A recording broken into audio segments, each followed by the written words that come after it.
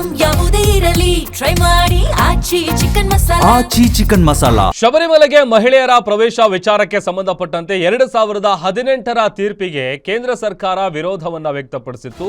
ಮರುಪರಿಶೀಲನಾ ಅರ್ಜಿ ವಿಚಾರಣೆಗೆ ಸುಪ್ರೀಂ ಒಪ್ಪಿಗೆಯನ್ನ ಸೂಚಿಸಿದೆ.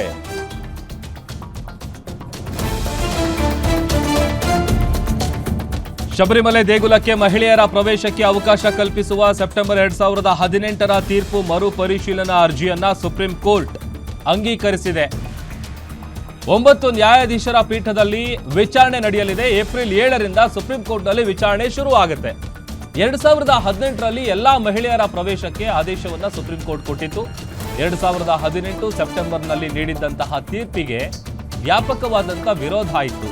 ಹೀಗಾಗಿ ಮರುಪರಿಶೀಲನಾ ಅರ್ಜಿಯನ್ನ ಸಲ್ಲಿಸಲಾಗಿತ್ತು. ಆ ಅರ್ಜಿ ವಿಚಾರಣೆಯನ್ನ ನಡೆಸೋದಕ್ಕೆ ಸುಪ್ರೀಂ ಕೋರ್ಟ್ ಒಪ್ಪಿಗೆಯನ್ನ ಸೂಚಿಸಿದೆ. ಏಪ್ರಿಲ್ 7ರಿಂದ 9 ನ್ಯಾಯಮೂರ್ತಿಗಳ ಪ್ರತ್ಯೇಕ ನ್ಯಾಯಪೀಠವು ಅರ್ಜಿ ವಿಚಾರಣೆಯನ್ನ ನಡೆಸುತ್ತೆ. ಸುಪ್ರೀಂ ಕೋರ್ಟ್ನ ಮುಖ್ಯ ನ್ಯಾಯಾಧೀಶ ಸೂರ್ಯಕಾಂತ್, ನ್ಯಾಯಮೂರ್ತಿಗಳಾದ ಜೋಯ್ ಮಲ್ಯ ಬಾಗ್ಚಿ ಮತ್ತು ವಿಪುಲ್ ಎಂ ಪಂಚೋಲಿ ಅವರಿದ್ದಂತಹ ನ್ಯಾಯಪೀಠ ಈ ತೀರ್ಮಾನವನ್ನ ಪ್ರಕಟಿಸಿದೆ. 9 ನ್ಯಾಯಮೂರ್ತಿಗಳಿರುವ ನ್ಯಾಯಪೀಠವನ್ನ ಮುಖ್ಯ ನ್ಯಾಯಾಧೀಶರು ಪ್ರತ್ಯೇಕವಾಗಿ ಘೋಷಣೆ ಮಾಡಲಿದ್ದಾರೆ. 2018ರ ಸೆಪ್ಟೆಂಬರ್ನಲ್ಲಿ ಏನು ತೀರ್ಪನ್ನು ಕೊಡಲಾಗಿತ್ತು ಅದರ ಪ್ರಕಾರ ಶಬರಿಮಲೆ ದೇವಸ್ಥಾನಕ್ಕೆ ಮಹಿಳೆಯರು ಕೂಡ ಹೋಗಬಹುದಾಗಿತ್ತು. ಆ ವಿಚಾರಕ್ಕೆ ಸಂಬಂಧಪಟ್ಟಂತೆ ಮರುಪರಿಶೀಲನಾ ಅರ್ಜಿಯನ್ನ ಸುಪ್ರೀಂ ಕೋರ್ಟ್ ಅಂಗೀಕರಿಸಿದೆ.